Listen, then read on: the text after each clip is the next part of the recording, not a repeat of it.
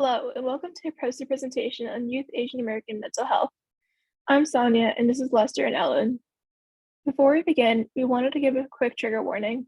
This talk is about suicide, so please step away at any time. Suicide is the #1 leading cause of death for Asian American adolescents. However, there is a lack of research focusing on Asian mental health, making it difficult to develop meaningful and effective interventions. In this study, we disaggregated suicide mortality by Asian subgroup. Next is Lester with the methods. Mortality analyses used unrestricted and restricted U.S. death certificate data collected from the National Center for Health Statistics from states and territories that adopted the 2003 revision.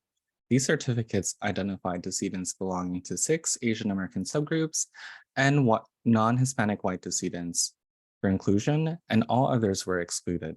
Attempted self-harm and interrupted attempts of self-harm were excluded for this analysis.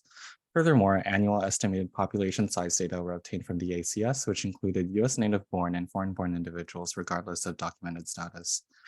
Mortality statistics were calculated from 2011 through 2020 to minimize the impact of varied state adoption of the 2003 death certificate revision.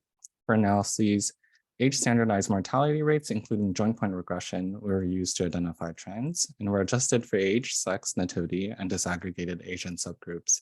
The same were performed for proportional mortality and calculated for individual years, as well as in aggregate from 2011 to 2020.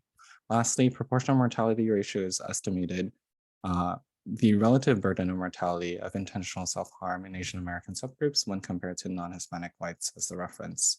We note that our results are not presented with statistical inference, considering the data represents the full population. Now we have Ellen with the results and discussion. As illustrated in Figure 1, analyzing proportional mortality for disaggregated Asian subgroups reveals the different trends in Asian American suicide rates. Koreans reported the highest proportional mortality in 2018 and 2019, and Japanese reported the highest in 2020. We conducted joint point linear regression analysis to further validate the different trends between Asian subgroups within the study timeframe.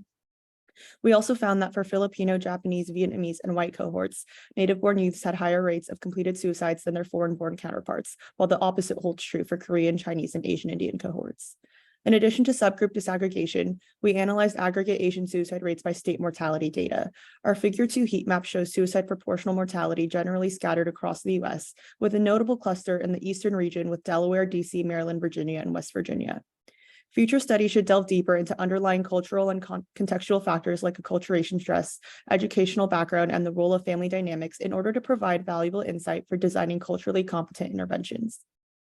Thank you for your time, and we'd like to take a moment to thank Dr. Sest and the Care Scholars team for all their help.